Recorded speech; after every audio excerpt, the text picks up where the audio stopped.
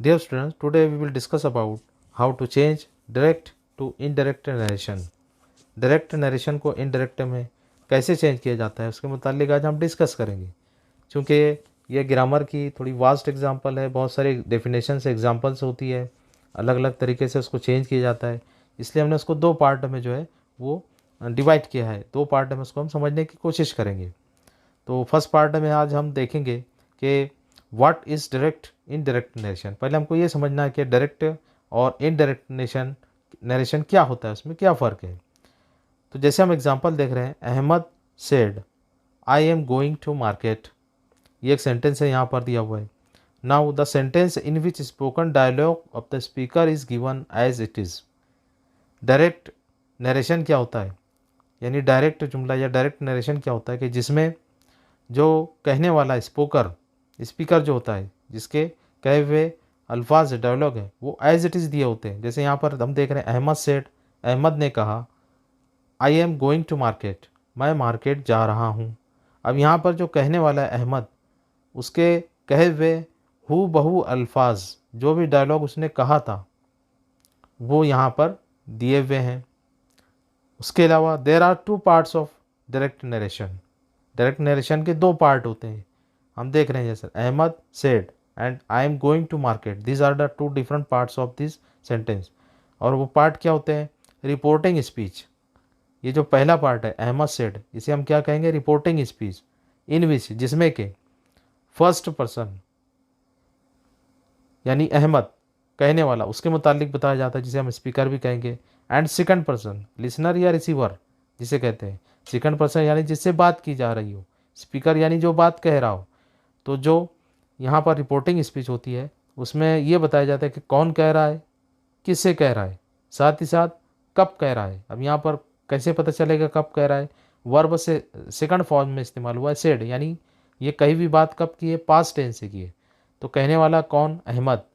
और उसने कब कहा? सेड, पास्ट में। अब यहाँ पर हो सकता है जुमला इस तरीके से हो, अहमद सेड टू मी। तो यहाँ पर अहमद फर्स्ट पर्सन, सेड कब कहा उसने? पास्ट में। मी मुझसे कहा। आई यहाँ पर जो हो जाएगा वो हो जाएगा सेकंड पर्सन, यानी जिससे बात की जा रही हो। बात कहने वाला फर्स्ट पर्सन, जिससे बात की जा रही हो वो हो जाएगा सेकंड पर्सन। वो कहाँ दिया हुआ था है? रिपोर्टिंग स्पीच में।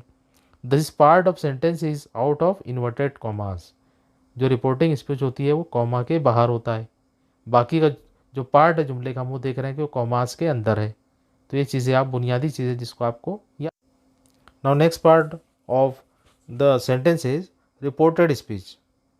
अब यहाँ पर हम देख रहे हैं कि रिपोर्टेड स्पीच किसे कहते हैं। सेंटेंस दिया, Ahmad said I am going to market. तो इन्वर्टेड कॉमास में जो सेंटेंस है इसे हम कहेंगे कि ये रिपोर्टेड स्पीच है। तो रिपोर्टेड स्पीच क्या होती है? द स्पोकन वर्ड्स और dialogue of the speaker. Speaker जो है उसके कहे हुए अल्फाज जो कि इन्वर्टेड कॉमास में दिए होते हैं। और इसमें थर्ड पर्सन अबाउट हुम something is spoken.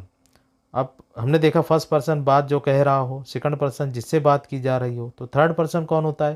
Third person यानी जिसके बारे में बात की जा रही है। तो उसके बारे में हमें पता चलता है कि किसके मुतालिक इस सेंटेंस में कहा जा रहा है। Now Ahmad said I am going to market, ये जुमला हमने लिया। अब ये किस तरीके से तब्दील होगा? जब हम कहेंगे कि इसको जब हम रिपोर्टिंग स्पीच में डायरेक्ट नरेशन में चेंज करेंगे, इनडायरेक्ट नरेशन में, तो वो इस तरीके से चेंज होगा। Ahmad told that he was going to market. Ahmad said I am going to market.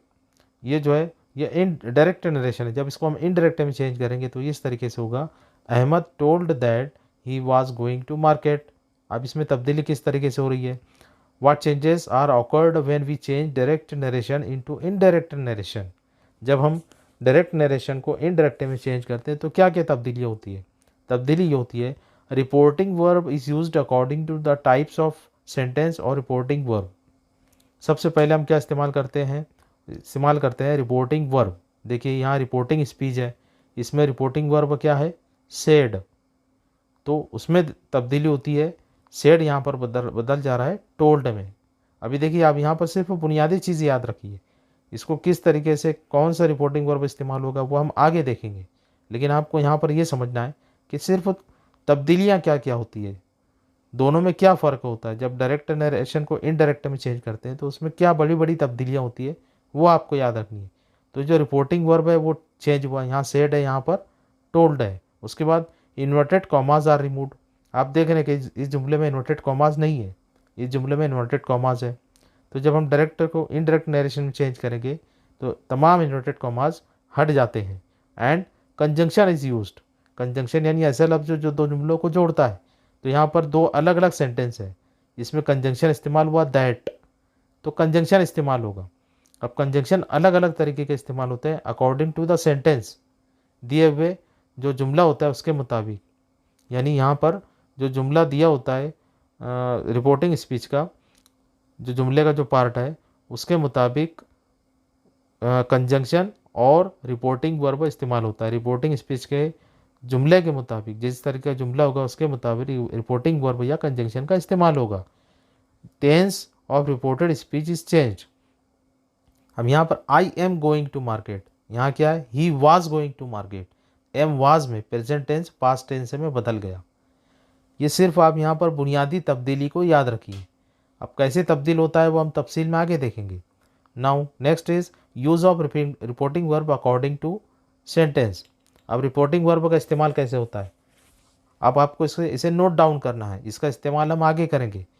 अगर असर्टिव सेंटेंस है ना, जैसे यहाँ पर हम देख रहे हैं कि रिपोर्टिंग वर्ब हो जाए, उसके मुताबिक किस तरीके से हम रिपोर्टिंग वर्ब का इस्तेमाल करेंगे रिपोर्टिंग स्पीच के मुताबिक। तो देखिए यहाँ पर पहली चीज़ कि use of reporting verb according to sentence, जुमले के मुताबिक रिपोर्टिंग वर्ब का इस्तेमाल होता है। जैसे अगर असर्टिव सेंटेंस है तो इस्तेमाल होगा सेड, टेल, टेल्स या टोल्ड। इंट्रोगेटिव सेंटेंस है तो इस्तेमाल होगा आस्क या इंक्वायर्ड। इम्पेरेटिव है रिक्वेस्टेड, ऑर्डर्ड। देखिए यहाँ पर हम पास्ट फॉर्म यूज़ कर रहे हैं, प्रेजेंट फॉर्म भी हो सकता है अकॉर्डिंग टू द टेंस। और अगर एक्सक्लेमेटरी सेंटेंस है तो इस्तेमाल होगा एक्सक्लेम्ड। ये क्या इस्तेमाल कर रहे हैं हम, रिपोर्टिंग वर्ब। आप इसको नोट डाउन कीजिए। Now use of conjunction according two types of sentence. जैसे हमने कंजंक्शन का इस्तेमाल किया इससे पहले दैट, तो अलग अलग किस्म के कंजंक्शन इस्तेमाल होते हैं according to the types of sentence. अगर अफर्मेटिव सेंटेंस है तो कंजंक्शन इस्तेमाल होगा दैट। अगर दिया हुआ जुमला वर्बल और यस नो टाइप क्वेश्चन है तो इस्तेमाल होगा इफ़। ये हम कौन से पार्ट की बात कर रहे हैं, रिपोर्टेड स्पीच की, जो इन्वर्टेड कॉमास के अंदर होता है। अगर वो अफर्मेटिव सेंटेंस है तो इस्तेमाल करेंगे दैट, वर्बल या यस नो क्वेश्चन है तो इस्तेमाल करेंगे इफ़। और अगर डब्ल्यू एच टाइप क्वेश्चन है रिपोर्टेड स्पीच तो फिर कंजंक्शन इस्तेमाल करेंगे डब्ल्यू एच वर्ड। अगर इम्पेरेटिव सेंटेंस है तो इस्तेमाल करेंगे टू या नॉट टू। याद रखिए, इसे आपको सिर्फ नोट डाउन करते चलना है, इसका इस्तेमाल हम आगे सीखेंगे। और अगर एक्सक्लेमेटरी सेंटेंस है तो फिर कंजंक्शन इस्तेमाल करेंगे दैट। अफर्मेटिव और कंजंक्शन एक्सक्लेमेटरी सेंटेंस में कंजंक्शन इस्तेमाल होता है दैट। इसे भी आप अच्छी तरीके से समझने के लिए नोट डाउन कीजिए। Now change of the tense. अब टेंस से कैसे बदलता है, जब हम रिपोर्टिंग स्पीच को रिपोर्टेड स्पीच में चेंज करेंगे तो उसका टेंस कैसे बदलेगा, इसे भी नोट डाउन करते चलिए। प्रेजेंट सिंपल जो है वो चेंज होगा पास्ट सिंपल में। Present progressive will be change into past progressive. Present perfect will be change into past perfect. Past simple will be change into past perfect. Past perfect past perfect progressive में change होगा। And there will be no change if reporting verb is in first form, है ना। Reporting verb जिस तरीके से अलग अलग tenses में रहेगा उस तरीके से उसमें तब्दीली होगी। लेकिन अगर रिपोर्टिंग स्पीच जो है वो अगर यहाँ पर उसमें अगर प्रेजेंट फॉर्म में तो there will be no change if reporting verb in first form, तो उसमें कोई तब्दीली नहीं होगी, ये आपको याद रखना है। एंड और reporting speech is now change of pronoun. Pronoun की तब्दीली किस तरीके से होती है, first person means a speaker will be change into subjective form. Second person means A listener objective form, यानी जो कहने वाला है वो सब्जेक्टिव फॉर्म में तब्दील होगा और जो जिससे बात की जा रही जो लिसनर है उसका ऑब्जेक्टिव फॉर्म में चेंज होगा। और जुमले में जो थर्ड पर्सन है यानी जिसके बारे में बात की जा रही है उसके दिए हुए प्रोनाउन में कोई तब्दीली नहीं होगी, है ना। जैसे यहाँ पर अगर स्पीकर फर्स्ट पर्सन में है, जो फर्स्ट पर्सन जो है वो जो प्रोनाउन है वो चेंज हो जाएगा सेकंड पर्सन में। एंड जैसे एग्जांपल हम यहाँ देख सकते हैं, Rashid said to me Seema is looking for you. अब यहाँ पर राशिद जो है फर्स्ट पर्सन है, मी सेकंड पर्सन है और सीमा थर्ड पर्सन है जिसके बारे में बात की जा रही है। अब देखिए इसमें प्रोनाउन में तब्दीली कैसी हो रही है कि Rashid said to me that Seema was waiting for me, है ना। अब यहाँ पर ये जो 3 पर्सन यहाँ पर हमको नज़र आ रहे हैं, कहने वाला, दूसरा जिससे बात की जा रही है वो है मी, और सीमा जिसके बारे में बात की जा रही है। तो इस तरीके से प्रोनाउन में तब्दीली होगी। जैसे कि हम देख रहे हैं कि यू सेकंड पर्सन प्रोनाउन है, यानी जिससे बात की जा रही है वो काय में बदल गया, मी में।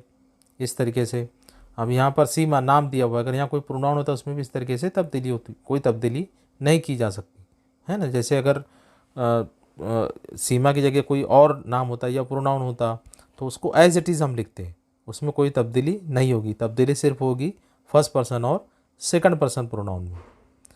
नाउ डियर स्टूडेंट्स, जो जितने भी पॉइंट्स दिए हुए हैं आप उसे नोट डाउन कीजिए, और नेक्स्ट सेशन में, in the next session we will learn how to change direct speech into indirect form. अगले सेशन में हम सीखेंगे कि डायरेक्ट स्पीच को इनडायरेक्ट फॉर्म में कैसे तब्दील किया जाता है। लेकिन ये बहुत ज़रूरी है कि अभी जो पॉइंट्स दिए हुए हैं उसको आप न सिर्फ अच्छी तरीके से समझें, उसको नोट डाउन करें, और साथ ही साथ उन तमाम जो इम्पोर्टेंट पॉइंट्स हैं उसको जहन में रखें, ताकि जब नेक्स्ट सेशन में हम उसको सीखेंगे कि किस तरीके से डायरेक्ट को इनडायरेक्ट नरेशन में हम तब्दील कर सकते हैं। तो इन पॉइंट्स को हमें समझना बहुत ज़रूरी है, उसके बगैर हम जो है उन एग्जाम्पल्स को ना तो हल कर सकते हैं और ना समझ सकते हैं। So see you in next session, till then